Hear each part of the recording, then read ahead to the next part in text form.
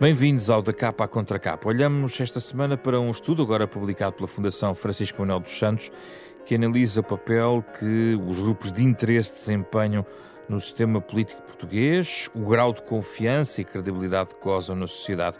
Mas subsistem algumas questões que vamos certamente aqui abordar.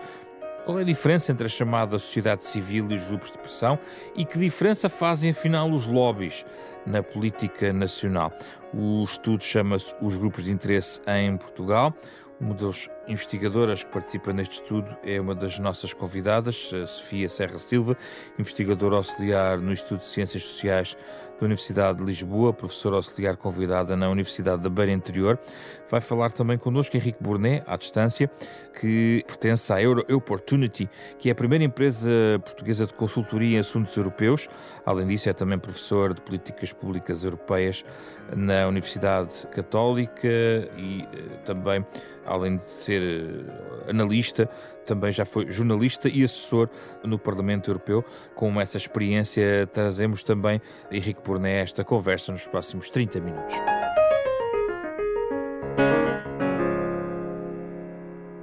Muito obrigado pela vossa disponibilidade. Vamos aqui falar então sobre este estudo. Sofia, comece por si. Vamos ajudar aqui os ouvintes a perceber o que é que falamos quando falamos em grupos de interesse. Porque quando olhamos para o estudo, ele abarca desde as associações tradicionais, organizações mais desenvolvidas, vai desde a igreja até às associações ambientalistas. O que é que são grupos de interesse? Ok. Boa tarde, antes de mais, e obrigada. Dizer primeiro que isto foi um esforço coletivo, este estudo, e agradecer novamente à Fundação Francisco Manuel dos Santos pela oportunidade. Bem, nós aqui, no entendimento que acabámos por seguir no âmbito deste estudo, que porventura é uma das obras mais completas sobre esta temática no contexto português, foi um entendimento bastante amplo do que são os grupos de interesse ou do que é a sociedade civil organizada. E nós aqui estamos-nos, de facto, a referir a organizações que, não sendo políticas, desenvolvem atividade política e, de certa forma, participam ou tentam influenciar a tomada de decisão política. Portanto, foi este o entendimento, uma conceptualização mais ampla deste conceito, embora haja outras possíveis, foi este o ponto de partida. E depois, ao longo das várias etapas, porque é um estudo bastante completo, que de facto envolve aqui diferentes dimensões, por exemplo, ao nível do inquérito, englobamos de facto as tais organizações de pais, até organizações e associações ligadas ao desporto, ligadas ao futebol, associações religiosas, ambientalistas, feministas, e portanto o leque era muito diversificado no que toca à participação e à pertença dos indivíduos nessas associações e nesse tipo de organizações. Portanto, eu diria que este foi o ponto de partida, uma definição um pouco mais ampla deste tipo de organizações que fazem parte do tecido social português, que fazem parte da sociedade civil organizada, não sendo elas eminentemente com uma natureza política, desenvolvem e participam no processo de influência de políticas públicas, na introdução de determinados temas na agenda mediática e por aí fora. Mas o critério é esse de tentar influenciar as políticas públicas. Bem, esses são os grupos de interesse, de facto, essa definição está lá, ou seja, há de facto depois organizações e grupos e associações, neste leque aqui diversificado de nomenclaturas que podemos utilizar para falar deste objeto de estudo, que de facto têm maior interferência ou não no processo de tomar decisão política, podem até nem ter esse objetivo como objetivo primordial da sua ação. E, portanto, há aqui uma diversidade, não só quanto aos objetivos, quanto à sua natureza e às temáticas que abordam, e também quanto às estratégias, que também foi um dos elementos que nós estudámos aqui, que estratégias é que estes grupos, de facto, também utilizam. Portanto, é um leque muito diversificado e nós quisemos que assim fosse, esse ponto de partida alargado para percebermos, de facto, aqui, por um lado, por parte dos inquiridos, por parte dos cidadãos portugueses, quais são as suas opiniões, as suas avaliações, e foi, na verdade, essa a componente que eu estive mais envolvida no estudo, mas também foram feitos análises de debates parlamentares, foram feitos estudos de casos para perceber a influência de determinados grupos na produção legislativa que acontece na Assembleia da República. Sim. E, portanto, o que é que são grupos de interesse versus lobbies? Os lobbies é um sinónimo de grupos de interesse? Para alguns autores pode ser um sinónimo, eu não seria a melhor pessoa para destrinçar aqui essa diferença. Sim. Mas diria que, a esse respeito, é uma questão interessante, porque nós colocámos essa questão, colocada de outra forma, aos nossos inquiridos no nosso inquérito, que tem a ver com a percepção dos cidadãos em relação aos vários termos que são utilizados, nomeadamente parceiros sociais, organizações de interesse, interesses organizados ou grupos de pressão. E, por exemplo, o que nós constatámos foi que há termos para designar aqui este tecido social que faz parte do nosso sistema político e que é cada vez mais importante, que são percepcionados de forma muito mais negativa do que positiva. E lobby, grupos de pressão, interesses organizados são percepcionados pelos indivíduos de forma muito mais negativa do que, por exemplo, sociedade civil organizada ou organizações da sociedade civil. A forma como nós os tratamos, o rótulo que lhe colocamos é decisivo para a imagem que elas têm junto da sociedade, é isso? Sem dúvida, eu posso aqui levantar alguns dados só para demonstrar empiricamente esta diferença. O termo sociedade civil organizada ou organizações da sociedade civil foram avaliadas positivamente por mais de 60% da nossa amostra, que incluiu cerca de 1.500 indivíduos. Já grupos de pressão, por exemplo, 34% têm uma imagem muito negativa desta expressão. Grupos de pressão, interesses organizados também anda na casa aqui dos 26%, com muito ou algo negativo. Portanto, a forma como nós comunicamos sobre estas organizações, que de facto elas são muito diferentes, não é? Tem um impacto e podemos constatar que há de facto aqui uma percepção diferenciada, na verdade, dependendo da forma como nós comunicamos e falamos sobre estas organizações, sobre estes grupos.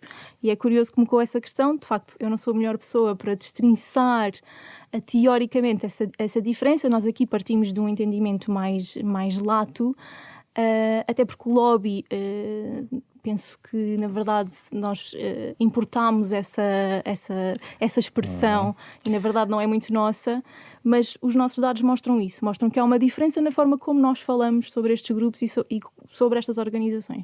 É a vez do Henrique Porné entrar na conversa, até porque, Henrique, além disso, o Henrique é também professor do módulo de lobbying, não é? No Porto, não é? Na Escola de Gestão do Porto. Fui. E sendo consultor e já vamos à questão europeia, parece-me que também é relevante entrar aqui, mas sente-se confortável em que rótulo aqui? No grupo de interesse, no lobby, onde é que o Henrique se encaixa? Antes de dizer, vou melhor, começando por aí. No lobby, eu acho que eu prefiro dizer lobby precisamente para criar provocar a discussão. Mas antes de mais dizer que me parece muito interessante este estudo, pelo que permite discutir, nomeadamente isto estamos a ter, e pelo que continua a não ser possível discutir, porque apesar da qualidade e do esforço do estudo, há informação que ainda não está disponível, porque ainda há um conjunto de regras que ainda não existem e, portanto, dificultaram o trabalho dos investigadores e dificultam a discussão. E, portanto, isto dito, indiretamente à questão. Sim. Eu acho que, enfim, para o comum dos mortais, as classificações académicas aqui serão menos importantes do que perceber do que é que estamos a falar. Eu acho que o que acontece é que, em bom rigor, quando fala de lobby, está a querer dizer uma atividade, ou seja, como é que eu faço o fazer lobby, quer dizer que está a tentar influenciar uma decisão num determinado sentido. O que acontece é que, com frequência, nós nos habituamos a ouvir usar expressões. Eu vou inventar uma associação. Se eu disser a Associação das Cadeiras defende não sei o quê, é entendido como a Associação das Cadeiras apresentou uma determinada posição. Se alguém diz isso foi porque o lobby das cadeiras quis não sei o que mais, parece há uma associação pejorativa a este conceito. E, portanto, isto tem a ver com uma interiorização do conceito. Qual é que é o problema? É o que é que está associado a esta percepção negativa? É a de que há uma forma de influenciar não visível, não transparente. E, portanto, o meu problema é, eu gosto de dizer, sou lobista, porquê? Porque em Bruxelas isto existe com um cartão que lhe permite entrar no Parlamento Europeu, que é utilizado para marcar reuniões com a Comissão Europeia e, portanto, é absolutamente normal que um conjunto de pessoas representem ou as empresas em que trabalham ou sejam contratadas por outras empresas para as representar.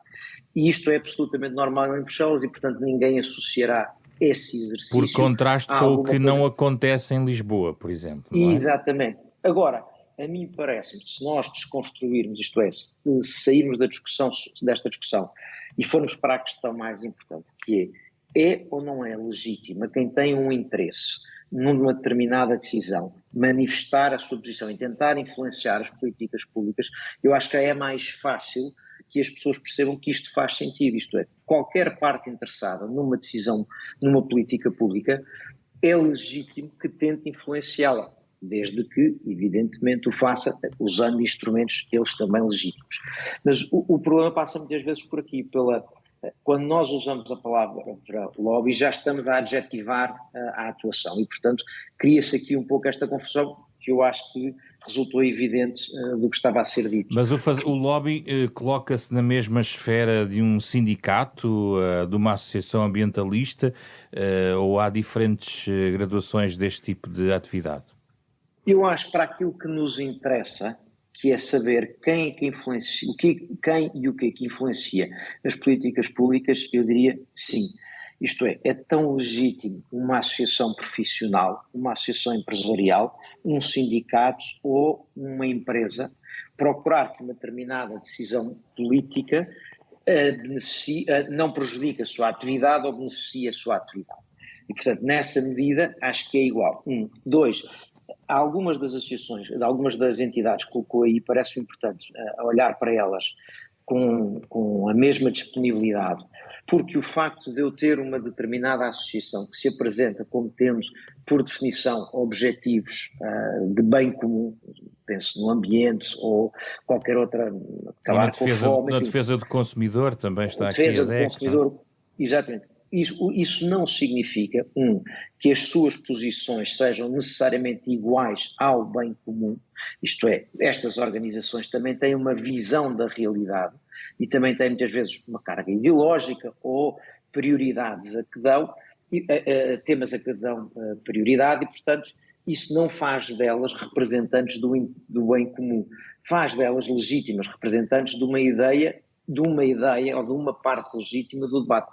Para lhe dar um exemplo, aqui há uns anos eu participei de uma discussão a propósito do teste em animais e numa mesma sala estava uma associação de pacientes, portanto, doentes, e uma associação que se preocupa com os direitos dos animais. Ambas representam direitos e interesses que me parecem altamente respeitáveis e louváveis. E uma não é menos respeitável do que a outra, nenhuma tem menos direito ou mais direito a representar o interesse comum. Aquilo que me parece importante é precisamente não haver confusão entre o que é o interesse que está a ser representado e o bem comum. Quem deve defender o bem comum é o decisor político.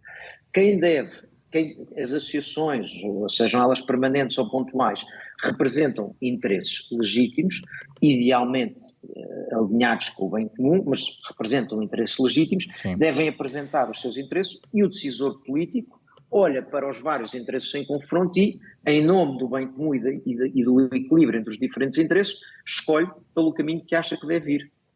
Sofia, a que conclusões chegaram os investigadores sobre esta pergunta magna que é: e então os lobbies, ou estes grupos de interesse, grupos de pressão, conseguem efetivamente influenciar decisões políticas em Portugal? Bem, essa é a grande questão, ou uma das grandes questões a que se propõe este estudo, e o que nós vimos foi, do ponto de vista ainda anterior à questão da influência no processo de tomada de decisão política, do ponto de vista da cobertura mediática, por exemplo, nós observamos que há de facto grupos que têm muito mais cobertura mediática, muito mais visibilidade nos meios de comunicação do que outros, nomeadamente os grupos de causa, os grupos empresariais e os sindicatos, e as ordens e associações profissionais, por exemplo, do que, por exemplo, grupos identitários ou grupos de lazer. Esses têm muito menor expressão. Portanto, desse ponto de vista, ainda há montante da questão da influência. Nós sabemos que ao nível dos meios de comunicação há grupos que têm muito mais visibilidade. É um instrumento de pressão, uma ferramenta, é isso? É uma das ferramentas e uma das estratégias. Sim. É junto de figuras mediáticas, junto dos meios de comunicação. E o que nós aqui fizemos neste nível de análise foi uma análise bastante extensiva de 2 jornais. Expresso e o Público investigaram entre 90 e 2019. Exatamente. Portanto, aqui um lapso de 30 anos e de facto conseguimos dar esse tipo de resposta. Consegue ou não levar água ao seu moinho estas associações? A minha questão é esta. Conseguem no sentido em que algumas conseguem mais do que outras. É essa a questão, é essa a resposta, digamos assim. No sentido em que, quando nós olhamos para estes dados, nós vemos que há um grupo mais limitado de organizações, de associações, que conseguem muito mais facilmente colocar os seus assuntos na agenda mediática, em primeira instância, e também têm mais facilidade e são mais vezes chamados para pareceres técnicos junto das comissões e junto dos grupos parlamentares, e desse ponto de vista, na arena parlamentar, na Assembleia da República, ao nível da produção legislativa, temos associações que de facto conseguem ter um impacto maior, conseguem ter uma influência maior do que Mas outras. como é que vemos a influência? Vemos na redação da legislação? É bastante difícil porque há aqui o chamado questão do consenso. Nós não sabemos se depois o resultado final foi porque os deputados e membros da Assembleia da República chegaram a um consenso e naquele caso concordam com as associações que foram ouvidas, com os grupos que foram ouvidos, e portanto aí é muito difícil destrinçar a tal influência, o tal impacto, porque pode ter simplesmente sido uma sucessão de acontecimentos que levou a um consenso generalizado sobre aquela política, sobre aquela medida, ou se foi fruto e resultado de uma tal influência, de uma tal ação. Aí talvez o estudo não consiga concretizar. Não, aí de facto nós não conseguimos concretizar e nós dizemos-lo abertamente, porque de facto é difícil perceber se o resultado final, o output final daquele processo em que houve uma audição, que houve pareceres técnicos, houve uma consulta por parte de entidades externas, organizações, se deve ou não a um consenso que foi criado com base nessa discussão, que também faz parte, esse momento de deliberação, ou se é fruto de uma influência e de uma estratégia e de uma ação mais direta e bem conseguida por parte destes grupos. Isso nós não conseguimos, de facto, responder e destrinçar estes dois cenários possíveis. Henrique, qual é a prova do bom lobbying? É conseguir fazer passar o parágrafo que tenta colocar numa determinado diploma? É fazer aprovar um conjunto de orientações estratégicas com impacto eventualmente orçamental, por exemplo? Quer dar-nos exemplos da prova de como um lobbying chega aos seus objetivos na prática? É óbvio que depende muito e, portanto, eu compreendo a dificuldade que estava a ser apresentada para medir por duas razões. Uma, porque é exatamente esta explicação que estava aqui a dar, ou esta questão que colocou, que é o que é um bom resultado. Depende muitas vezes pode ser conseguir que o resultado não seja tão mau quanto podia ser. Outras vezes é conseguir que um país tenha uma legislação que permita exercer um determinado tipo de atividade que de outra maneira não seria permitido. Portanto, depende muito do que é que está. Outras vezes é iniciar um processo legislativo que de outra maneira não ia ser iniciado. Portanto, variará muito. Eu diria que para quem está de fora, o que é importante perceber, talvez seja mais fácil porque há estas diferenças todas, é como é que nós conseguimos perceber em que medida que uma qualquer decisão política, seja ela de legislação ou não, foi influenciada por partes interessadas.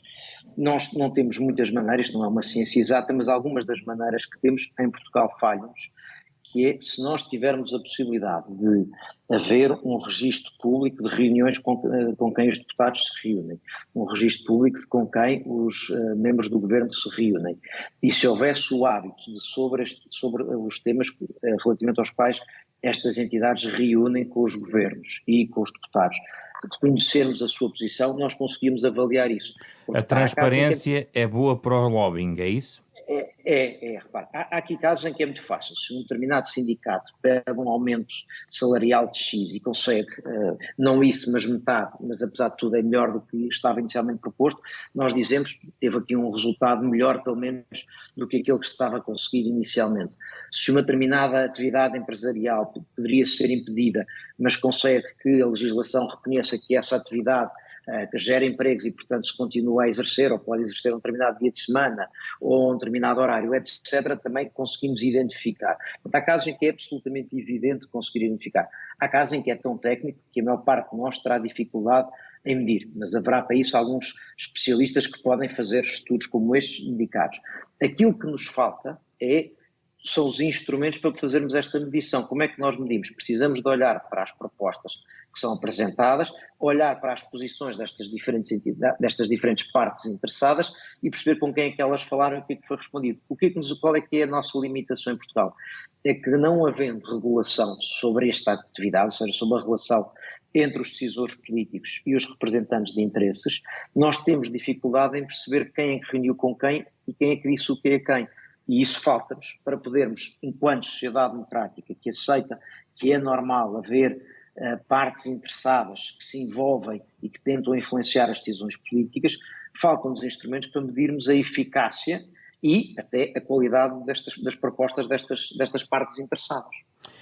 Henrique, mas o que faz a diferença é também a natureza pessoal do contacto, ou digamos a ideologia de base da pessoa que está do outro lado, afinidades, como é que isto se conquista?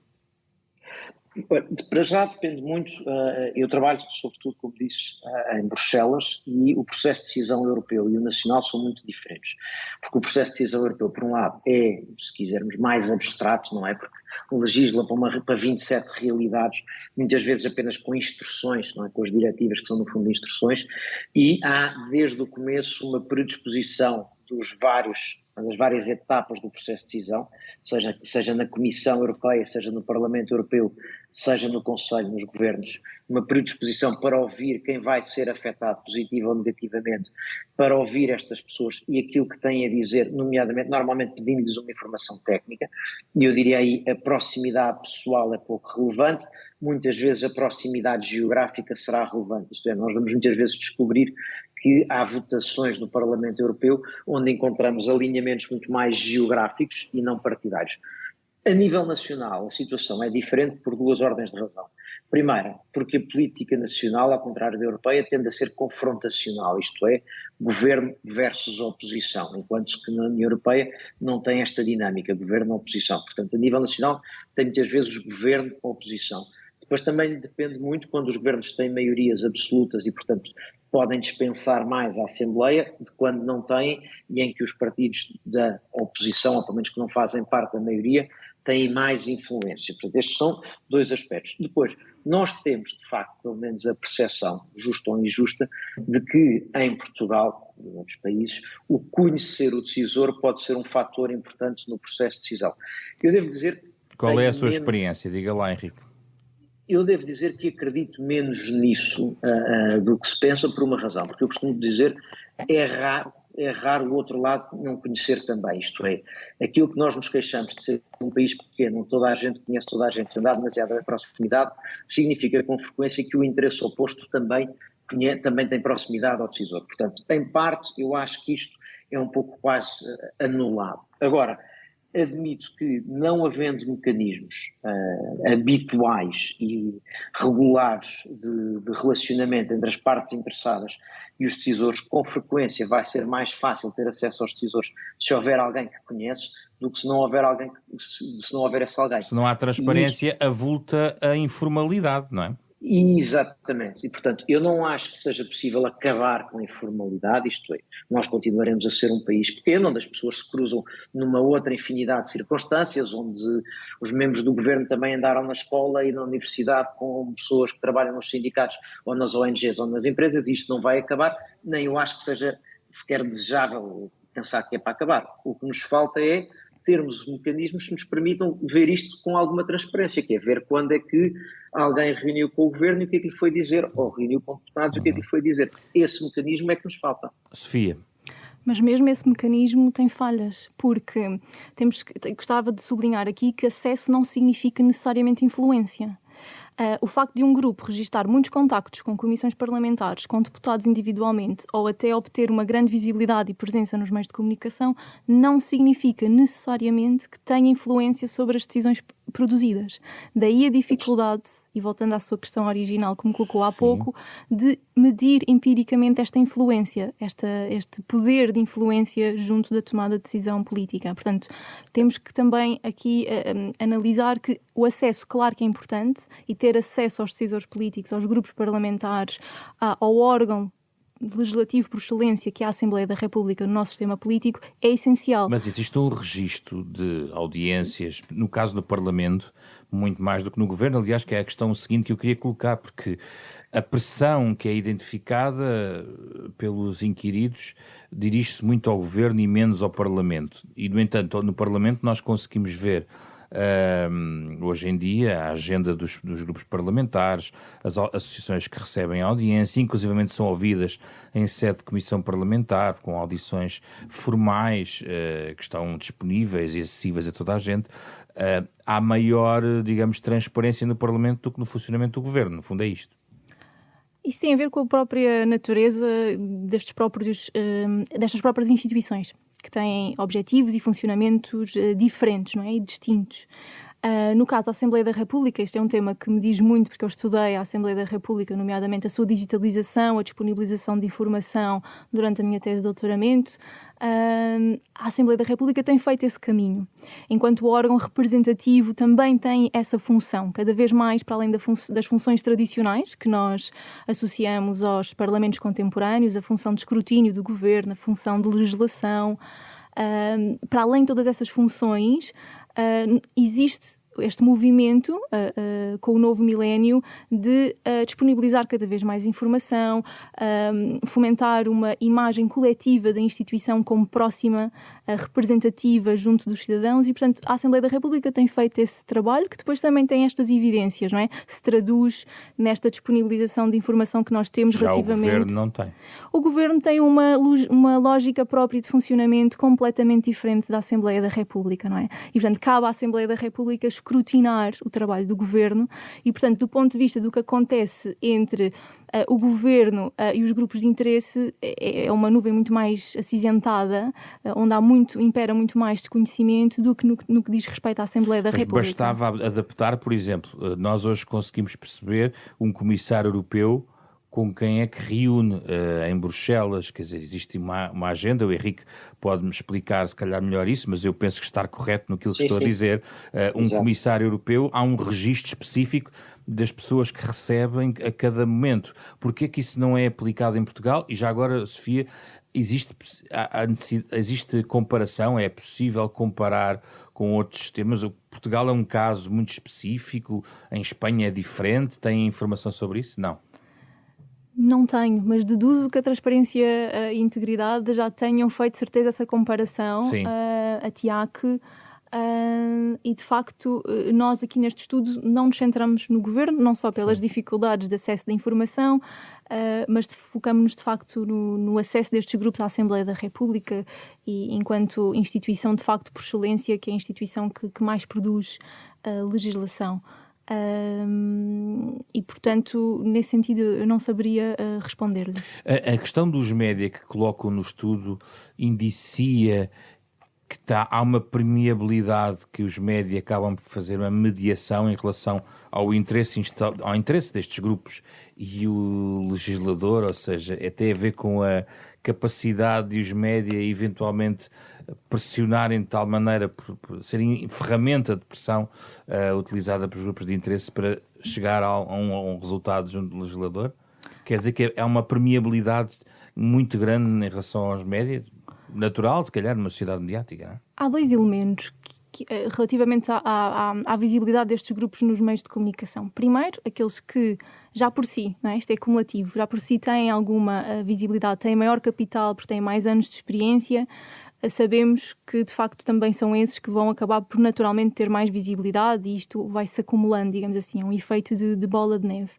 Depois, muitas das vezes, as notícias que nós também damos conta aqui e que foram analisadas durante estes 30 anos de análise de imprensa, de análise de conteúdo à imprensa, foi que, de facto, muitas vezes são notícias bastante neutras do ponto de vista do seu tom, do seu enquadramento, que apenas reportam ações que foram desenvolvidas por estas organizações. Um sindicato que organizou uma manifestação, que se juntou a uma manifestação, um grupo de defesa pelo ambiente, que desenvolveu uma ação pelo clima e, portanto, também do ponto de vista da cobertura mediática que os meios de comunicação fazem, também há esta dimensão, que é uma dimensão sobretudo descritiva, se quisermos.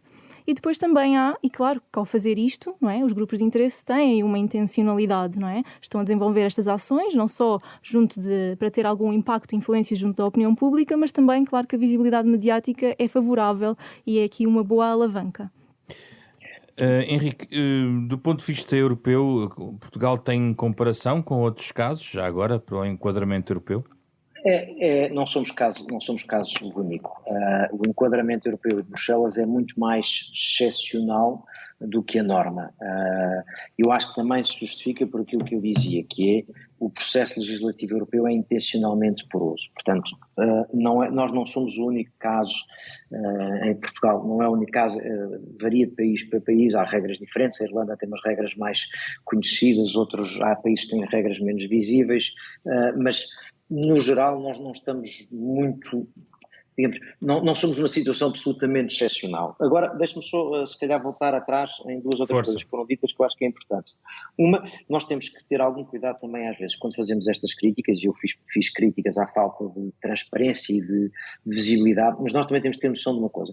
Isto não significa que andemos num mundo da obscuridade, isto é, há uma quantidade de interações entre os decisores, seja na Assembleia, seja no Governo, e os diferentes interesses legítimos, que são bastante visíveis. Na Assembleia da República foi dado o exemplo, às audições, há um conjunto de reuniões que estão registadas, o que eu digo é que as próprias reuniões individuais dos deputados também deveriam ser, isso era vantajoso, mas nós não temos acesso, por exemplo, às reuniões com os membros do Governo, mas nós vemos quando os membros do Governo vão reunir com uma determinada associação, ou vão ao congresso de uma determinada associação, ou vão visitar uma determinada fábrica, isso também nos dá uma pista sobre a relevância que determinado setor tem ou não tem. Portanto, isto não se passa, a influência não é apenas aquilo que é feito fora da nossa vista, é importante também termos esta noção.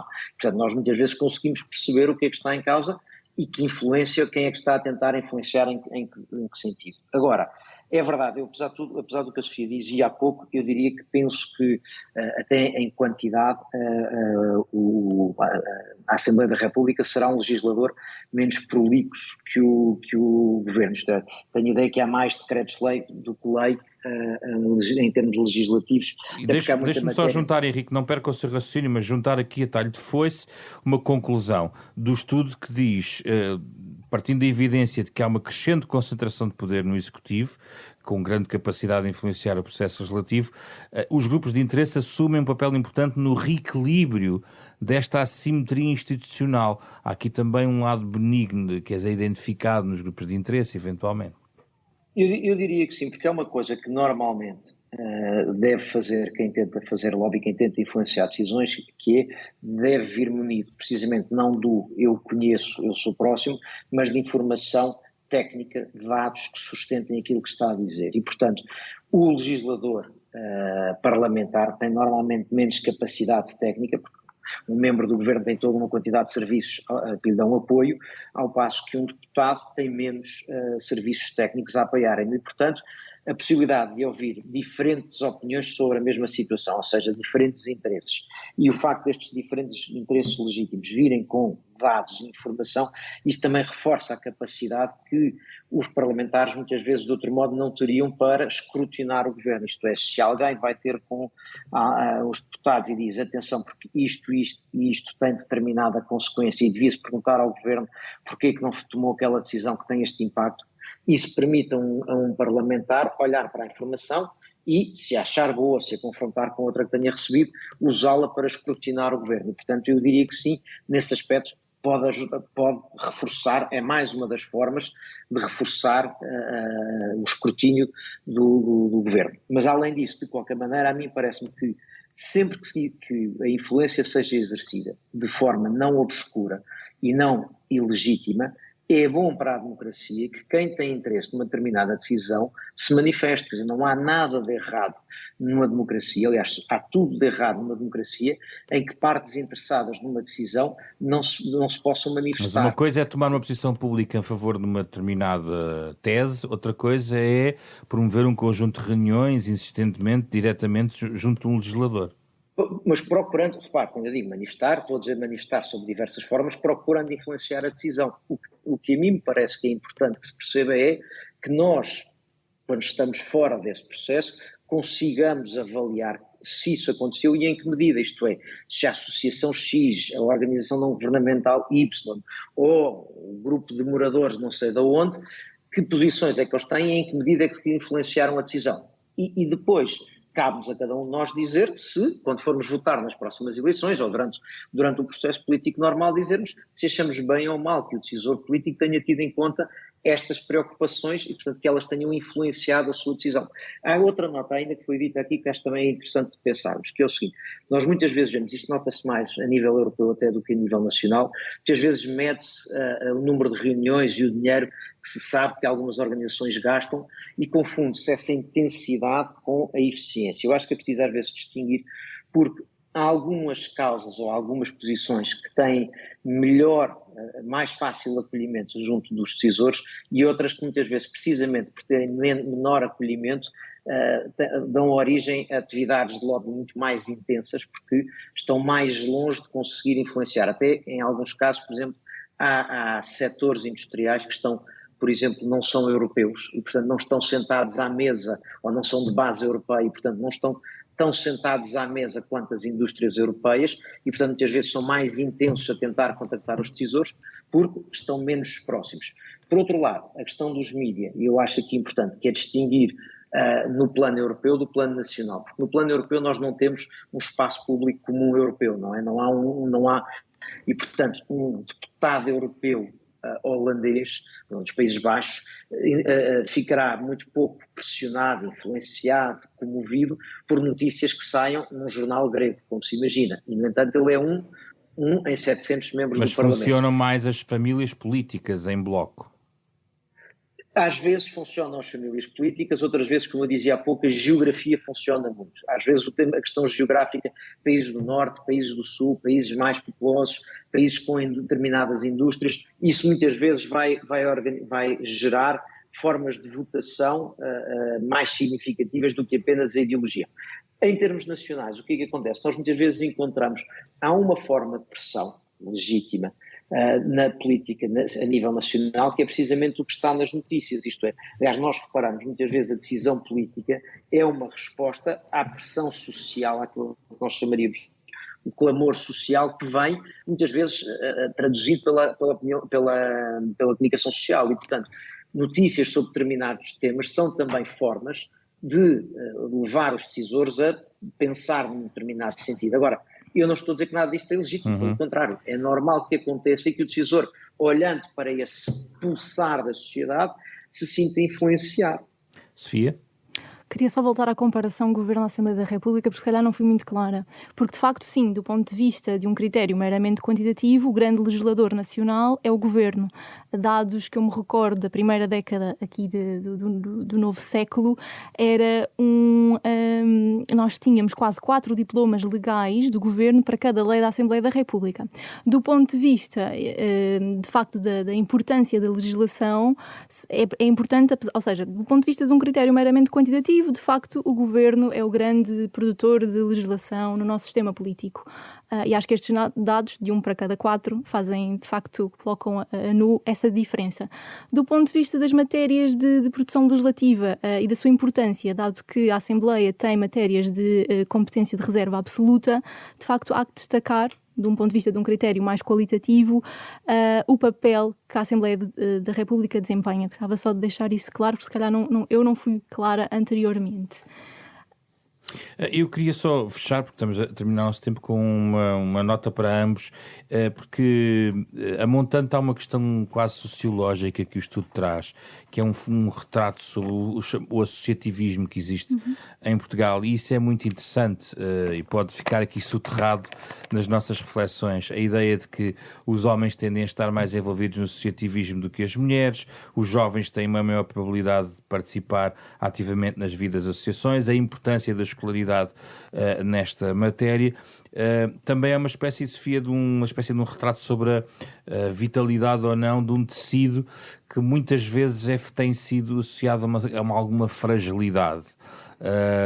O que é que retiram desta investigação do ponto de vista do associativismo em Portugal? Ok, essa é uma questão ótima. Eu estive diretamente relacionada com esta temática e, de facto, é um tema que também tenho abordado ao longo dos anos. e que se prende com este modelo de desenvolvimento associativo que nós temos no nosso país, que se caracteriza por dois grandes elementos. Por um lado, uma baixa participação associativa, mas dentro daqueles que participam formalmente, que fazem parte de uma associação ou de um grupo, são elementos que de facto participam bastante. Ou seja, fraca participação do ponto de vista de pertencer ou não às associações. Poucos, mas bons. Poucos, mas bons, exatamente. E, portanto, nós temos aqui vários dados. O nosso inquérito, lá está, inclui aqui um leque muito diversificado de associações e, portanto, os nossos dados até dão uma imagem um bocadinho mais positiva do que dados do Inquérito Social Europeu, por exemplo, em que, de facto, temos cerca de 59% dos nossos indivíduos a relatarem participar algumas vezes ou frequentemente, metade da nossa amostra a dizer que faz parte de uma daquelas associações, de uma lista bastante alargada, penso com mais de 20 possíveis tipos diferentes de grupos de associações. E o que é que prevalece? Primeiro, confirmamos esta participação política e associativa globalmente baixa em Portugal, que já tinha sido destacado noutros estudos. Há diferenças nas modalidades, ou seja, no leque de formas de participação. Há umas que são mais populares, mais atrativas do que outras, nomeadamente a assinatura de petições em campanha, destaca-se muito positivamente. E menos as manifestações. Mas é necessário ter aqui algum cuidado, que este inquérito foi aplicado em dezembro de 2020. Portanto, em plena pandemia. Em plena pandemia, exato. E, portanto... Porque não é um estudo em que, por exemplo, os sindicatos também saiam com uma grande imagem. Sim, é verdade. E houve aqui alguns condicionamentos, não só pelos confinamentos, mas também pelas restrições no que toca a manifestações, a organizações coletivas, manifestar os seus interesses na rua, no espaço público, e, portanto, há que enquadrar aqui este dado que destaca a assinatura de petições. Mas, de facto, no plano comparado, por exemplo, com outros países da União Europeia, Portugal destaca-se muito positivamente ao nível da assinatura de petições. E isto liga-se com uma outra questão muito interessante que tem a ver com o trabalho que a Assembleia da República tem desenvolvido ao longo dos anos. Inicialmente em 2003, depois em 2005 ficou formalmente definido o Sistema Eletrónico de Petições. E, de facto, é o instrumento de participação política em Portugal mais utilizado do ponto de vista dos instrumentos oferecidos pela Assembleia da República, porque também temos as iniciativas legislativas de cidadãos ou as iniciativas populares de referendo. Temos aqui várias outras possibilidades de participação. As petições são, de facto, aquele elemento onde nós vemos que, de facto, atrai e mobiliza mais cidadãos. Portanto, do ponto de vista do associativismo, nós temos um modelo que se caracteriza pelo reduzido número de participantes, mas por uma alta intensidade de participação. E onde é que estas pessoas participam? Em que tipo de associações? O que prevalece, de facto, e sem alguma surpresa, digamos, é a pertença aos clubes ou associações desportivas e aos sindicatos. Portanto, 13% indica pertencer a um clube ou uma associação desportiva e 10% a um sindicato. Ambos são os tipos de associações aqui consideradas que mais mobilizam um número significativo de inquiridos. E tratam-se de modalidades diferentes. Poderíamos aqui discutir os objetivos e o impacto de cada uma destas associações para a democracia e para a participação política, de forma genérica, porque de facto elas são muito diferentes, mas é curioso ainda notar, se me permite, que esta questão da prevalência do associativismo desportivo é muito interessante e é muito pouco estudado. Vem corroborar já dados que demonstravam esta prevalência do associativismo desportivo em Portugal, destacado em estudos anteriores. Embora sejam, lá está, associações que prestam serviços a uma comunidade, em que os participantes, os membros, são vistos como clientes e, portanto, do ponto de vista do seu contributo para a democracia, para a qualidade da democracia, revelam-se como menos eficazes na promoção do sentido da responsabilidade, das obrigações coletivas. E, portanto, é interessante que, apesar de ser essa a associação, o tipo de associação Sim. que mobiliza mais portugueses, depois acaba por ser a que tenha efeitos menos benéficos, digamos assim, do ponto de vista democrático e para a qualidade e para a saúde da nossa democracia. Este é um tópico, de facto, do estudo muito interessante e rico. Que notas quer tomar em relação a esta matéria? Só sublinhar aqui uma conclusão também. Portugal apresenta uma fraca participação no que concerne a novos movimentos sociais. Fica abaixo da média europeia. Isto talvez depois tenha algum impacto na democracia que temos. Henrique. Eu acho que sim, estou convencido disso. Devo dizer, há uma expressão que se costuma usar que eu acho que nos ajuda a esta conversa, que é: só se faz lobby em sociedades democráticas. Em sociedades não democráticas faz-se outra coisa que nós em sociedades democráticas normalmente incluiríamos no domínio do crime. E, portanto, só em sociedades democráticas é que se faz lobby no sentido de tentar legitimamente influenciar decisões. Isto é o primeiro ponto. Segundo, eu acho que a maior parte de nós que tiver a oportunidade de pensar sobre o assunto prefere viver numa sociedade plural em que as pessoas participem e pensem e sintam que podem influenciar as decisões, não apenas uma vez de 4 em 4 anos, mas durante o mandato dos governos e das assembleias, e que podem influenciar nas suas múltiplas facetas, porque nós não somos apenas uma coisa, somos empregados de uma determinada indústria, somos residentes de uma determinada zona, somos membros de um determinado clube, temos uma determinada confissão religiosa e por aqui fora quase sem limite. E, portanto, eu acho que é preferível vivermos numa sociedade em que estas múltiplas expressões procuram influenciar as decisões públicas e procuram participar, e o fazem através da comunicação social, de reuniões, de manifestos, de manifestações, de petições, do que numa sociedade em que nós não vemos onde é que estão as forças que empurram ou puxam o processo político. E Portugal está abaixo daquilo que, na sua perspectiva, seria saudável? Ora bem, o que eu ia dizer é, para mim é óbvio, e já disse há pouco, é preciso termos cuidado, não ficarmos com a sensação de que lá porque não há regulação vivemos num mundo de obscuridade. Não vivemos. A maior parte de nós consegue identificar com boa clareza, em muita da legislação, quais é que são os interesses afetados, positivo ou negativamente, pela legislação. Portanto, nós não vivemos num mundo da obscuridade. Agora, podíamos ter, maior transparência, 2, essa maior transparência provavelmente faria com que mais empresas, mais associações, mais cidadãos acreditassem que podiam influenciar os processos, e isso aumentaria a pluralidade da nossa sociedade, e isso a mim parece-me ser altamente vantajoso. O que é que a Sofia não estava a concordar? Diga lá. Não, eu primeiro concordo, de facto, que é salutar numa democracia consolidada, de facto, esta pluralidade de interesses e do ponto de vista da participação política, quanto mais os cidadãos participarem, não é, durante este hiato entre as eleições, porque a participação não se resume apenas ao ato eleitoral, na verdade. Mas tenho dificuldades em concordar com esta visão mais positiva de que a maior parte de nós, penso que foi essa a expressão, que a maior parte de nós consegue visualizar este impacto e esta influência dos grupos na legislação, nos outputs finais. Aí tenho de facto mais dificuldade, porque temos uma sociedade que participa muito pouco, como conseguimos ver aqui por este estudo. Os que participam, de facto, participam depois bastante nas atividades, na esfera da ação destas associações, mas de regra geral a sociedade portuguesa ainda participa muito pouco, o interesse pela política também é muito baixo, a confiança nas instituições, no funcionamento, embora confiem no sistema democrático, quanto o melhor regime possível, mas a confiança nas instituições é muito baixa, a literacia também é muito pouca, portanto eu teria alguma... não teria uma visão tão positiva sobre a maior parte das pessoas conseguir identificar estes contributos dos grupos de... Não, Sofia, não, toda a razão, não diria que é a maior parte das pessoas, o que eu quis dizer é, eu acho que na maior parte dos casos, ou seja, a maioria da legislação, se quisermos, olhamos para o Orçamento de Estado, olhamos para determinada legislação nacional e parece-me que, não a maioria das pessoas, mas quem percebe de vários temas, e portanto vários especialistas, algumas vezes a comunicação social, etc., consegue perceber que interesses é que são afetados, prejudicados, beneficiados, tidos em conta em determinados processos. Ou seja, os lobbies deixam umas pegadas, é isso que está a dizer? Sim, há pegada porque uma boa parte da discussão, apesar de tudo, é razoavelmente pública. Isto, insisto, nós não vivemos num país completamente obscuro. Agora, isso não quer dizer que toda a gente tenha, ou que a maioria das pessoas tenha essa capacidade de fazer isso, mas para isso há intermediários, nomeadamente a comunicação social.